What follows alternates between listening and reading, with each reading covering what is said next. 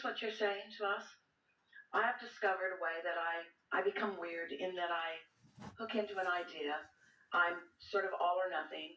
I go really strong. I feel very powerful, and it causes other people to have a negative response to me, and their negative response hurts me. Yes. And that's not what you said earlier. You said their negative response makes them uncomfortable, but it's not their discomfort that this is about. It's your discomfort. So this is the trap that you're in. You can't help being who you are. Lots of people aren't ready for who you are. You think you got a problem, it should be us. A lot of people aren't ready for who you are. And then you're sensitive to their response to you, but you can't stop being you. So you've been fighting that battle for a while, like really a long time, like since you were very young. Yes. So what are you going to do about it? We have an idea. What you might do about it, don't give a rat's ass what anybody else thinks.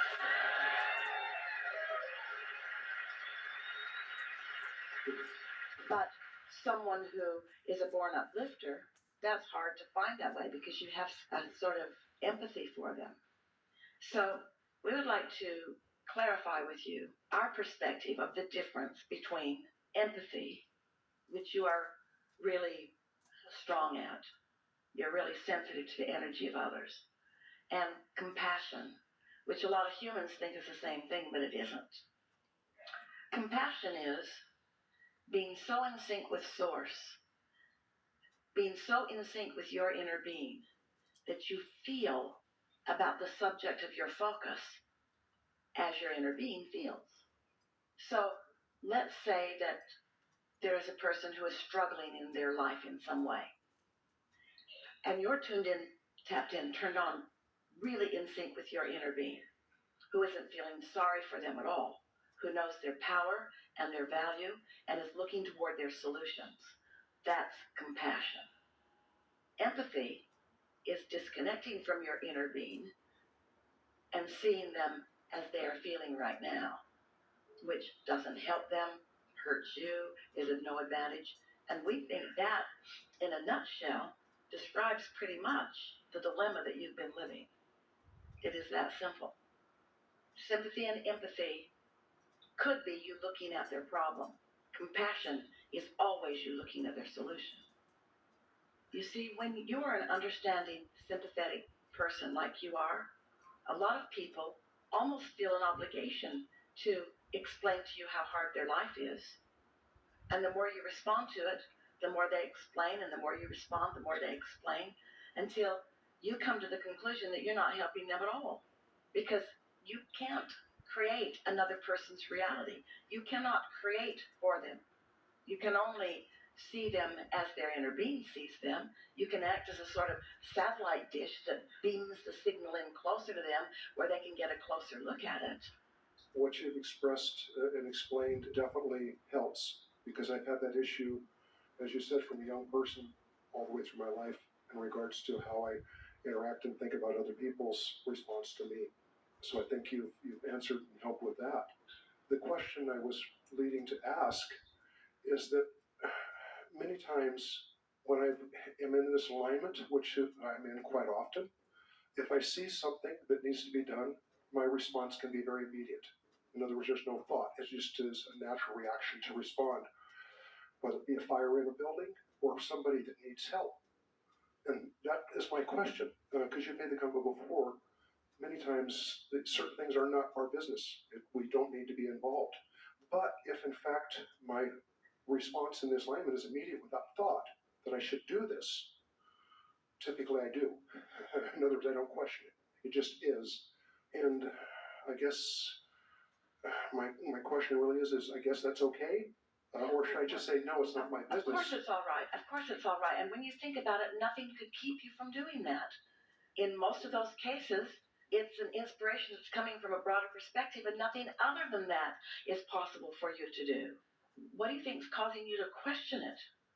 Because so often in life we're told that we're not supposed to get involved or have strong feelings. Well, here's the thing. As you come to understand this, and it'll be easy for you because your life has also taught you this,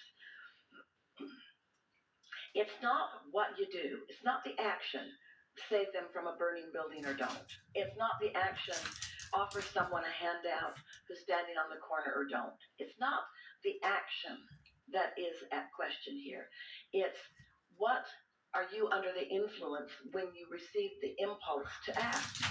If you're under the influence of your inner being who is solution oriented, then that's a wonderful thing. If you're under the influence of beliefs that they aren't making it, or that they can't make it, or that they are struggling, or that they need somebody else, then it's not as advantageous. So one of the things that is a little boring for those who are listening in to us is that this is true of all subjects. In other words, it's not the action or the behavior, it's how you feel when you offer it. If you're offering it out of true realization of a solution for someone, then you're tuned into your inner being. Earlier when we said to you, we said it several times just while we've all been together, that when your inner being, who has no resistance in their vibration, and therefore when law of attraction responds to that point of consciousness with no resistance, there's nothing slowing it down. That is a powerful, powerful point of attraction, a powerful gathering of cooperative components. And when you are tuned into that and you are part of that power, of course you're going to act. You couldn't not. It's a powerful point of attraction, and you are a powerful cooperative component. And so we just don't want you to second guess when you feel that way. But sometimes what happens is, because you felt that inspiration a lot, because you've been tuned in, tapped in, turned on your whole life. So you've received a lot of that kind of inspiration. And then others who want to boss you around will say to you, you know, you do too much for other people, or why don't you let them figure it out on their own? And those others, the peanut gallery, has no way of discerning accurately whether you're under the influence of source or whether you're just a foolish person who is just running around trying to save other people. It's not an easy thing to explain. Esther often offers someone who is standing on the street asking for money. Often she offers them some, and quite often it's a shocking amount that she offers them. In other words, it's not $1. It's often $20, sometimes $50. Every now and again she'll give someone $100. And she always says to them, be really, really good to yourself. Take care of yourself. Because she wants them to think about this. Sometimes she doesn't have the impulse at all. And because it's a habit that's easy to offer, sometimes she'll start to do it just out of the habit of offering it. And then she'll realize, oh, I'm not getting this. This isn't one of those feelings. This is one of those feelings. This isn't a feeling of, this is me at the right place at the right time. This is me being a cooperative component to someone who had a moment of clarity and asked for something. This isn't me taking the opportunity to receive clear guidance from source energy to not only give them something that they need, maybe to get something to eat, but also give them confirmation that when they came to that impulse of coming there, right there, when they got that feeling, this is where to go in order to get what you want, and then that culmination of cooperative components or coincidence happened, this is confirmation to them that they are tuned in also. Sometimes Esther is their prayer being answered. And it's so much more important for them to know that their prayer is being answered than that she's giving them some money. Sometimes she doesn't feel that way. And when she doesn't feel that way, she doesn't force it. Because she does not want to perpetuate a habit of despair in someone. She wants to perpetuate a habit of expecting good things to come to them because they are worthy of good things coming. That's a really good distinction for you. One of two things is happening in all co-creative experiences. The most dominant vibration, or the vibration that has the most momentum, is the one that will win the moment, so to speak. So your inner being is offering this powerful vibration. And if you're not doing that thing you do that's keeping you out of vibrational range, then you're going to be drawn into that. That's your relationship with your inner being. So let's say you're really tuned in, and you're moving through a day, and you rendezvous with someone else. Might be a friend, might be someone you don't know, could be family. If your vibration is in sync with your inner being, then you will positively dominate the experience. But if you haven't taken the time to tune in, If you're being influenced by something else that you've been observing, then their influence will dominate you.